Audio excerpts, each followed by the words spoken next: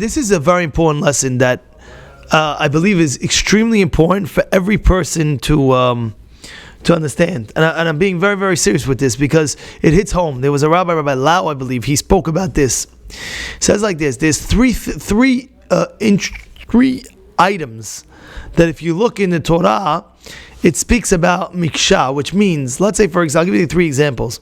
Menorah is one. Menorah was that you take the, let's say, for example, a block of the gold, and you carve. You can't make pieces for the menorah. It's one piece, and you carve out a menorah. Got it? The next one was the cherubim on the aron. The cherubim were cherubs, were like little like malachim type with wings and things like that. And you had to make it into, let's say, one block, and they had to chisel it out to make it into cherub angels. And the third is the trumpets, where they gathered the people together. Those trumpets there was different types of trumpets. The trumpets that they gathered the people together was also made out of one item. So the pasuk says miksha. Miksha means kashe. Hard. What's hard? What is it? It means you have to put in effort. But the rabbi explains that it means there's a symbolism for each one, which is, let's take the menorah. That represents the chokhmah. Kiner mitzvah veTorah or, that represents the chokhmah of Torah, which means it's going to be, you have to put an effort in order to excel in learning, to enjoy your learning. A lot of people, you have to understand something.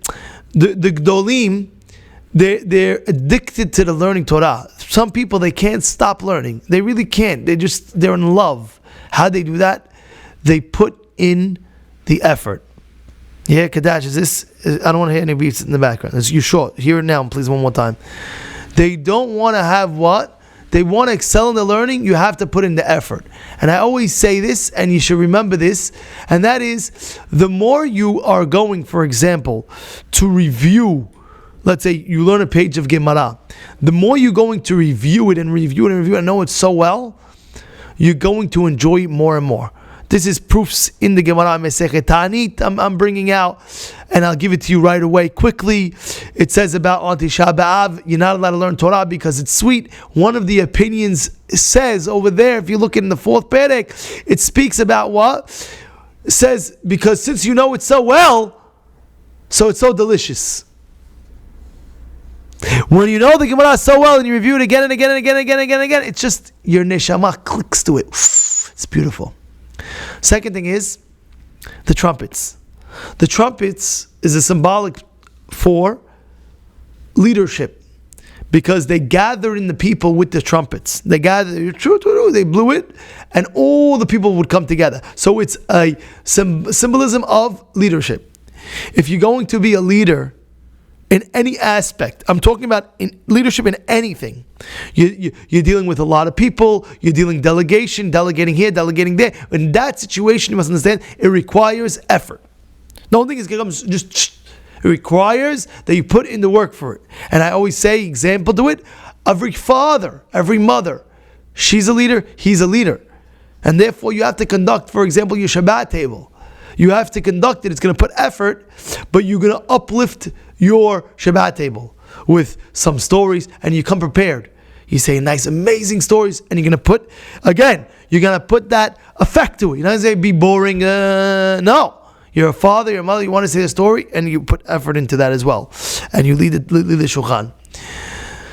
The last is the cherubs. And what does that represent? That represents children.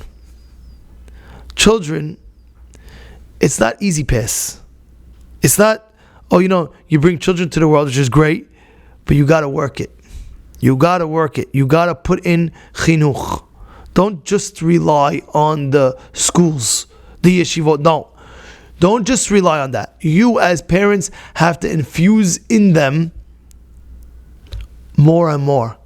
Because when they hear it from daddy and they hear it from mommy, when you put it into them, they'll always remember, especially when they're young. It's called Girsa de Yankuta, which means learning when they're young, especially from their parents.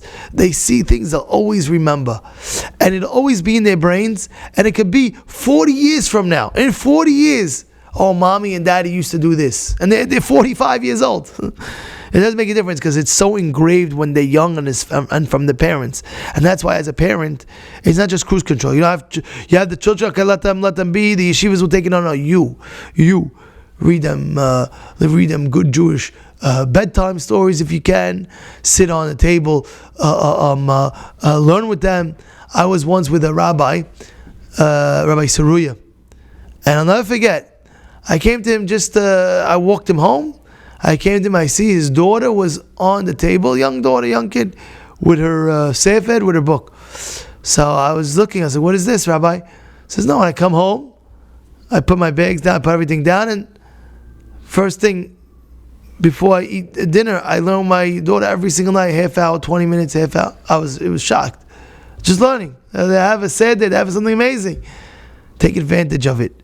Work it. Those are the three things I'm telling you, because it's important. Because when the kids grow up, that's it. They get married. That's it. They are not in your thing. And people who are listening to this and they're not married yet, right? Bezrat Hashem, you're going to get married and you're going to have children. You have to understand. You have to work it. Teach them about Gan Eden. Teach them about Gan Eden. Who's teaching about? You think in school they can be like, Gan Eden is this, Gan Eden is that. You teach them about Gan Eden. Tell them how great it is to do a mitzvah. How great it is when you do one mitzvah, you're uplifting the whole world. And not only that, Hashem is going to give you after 120 years. There's a big paradise. And the pleasures of it, it doesn't stop. And it's the craziest thing in the world. What about Gehinnom? I'm not scared. I'm not telling you to scare the living daylights out of them that you can't sleep at night. No. But there's a concept of Gehinnom.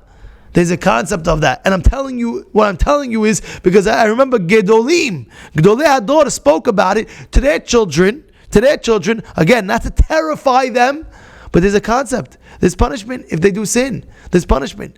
In brisk, listen to this. By chinuch, one time the kid was standing on the table. His kids were standing on the table. And he didn't do anything. They broke glasses in the table. Imagine, what are you doing in the house when your kid breaks glass? What are you doing? You go flipping out, right? And Briska didn't do nothing. The Briska dynasty, they went ahead, they took a broom, they cleaned it up, be careful next time, and that's it. Us, they broke the glass. Don't do it next time. One time they had a whole meeting in the Briska Rav, the whole thing, and one of the kids at the meeting, all biggest Rabbanim, in the middle of the meeting, one of the kids jumped on the table. Little kid jumped on the table. And one of the rabbis says, you're not going to go crazy on him? Look what he's doing. He says, he's a kid. He pulled him off the table and he tells him, he's a kid. What do you want me to do? This is what kids do. They're having fun. They're doing this, what they're doing. But when they do Avon, if they can open up the lights on Shabbat, then they're going to get it from me. They're going to get a nice patch. They're going to get a nice one. Says, what do you mean? What's it? He says, because you think my kid, when he's 25 years old, he's going to stand up on a table? He's not going to do that. What's chinuch? What's training kids? To make sure that when they get older, they're not going to do it. He's not going to go and he's going to break a glass when he's 25. He's not going to do that. So I don't have to train him not to break glasses. I know he's not going to do that. But for Avon, who knows what's going to be? And for that, I have to train him well. Don't do sin. You understand what I'm saying? You have to be very, very delicate, especially with children. But there's a concept of schar ve'onesh. It's one of the 13 principles of Rambam we must believe in. There's reward and there's punishment. You do good, you get reward. You do bad, has shalom onesh. And this is, Rabotai, a great lesson. Review these lessons, send it out, review it again. It's very important that we should always hold this with us.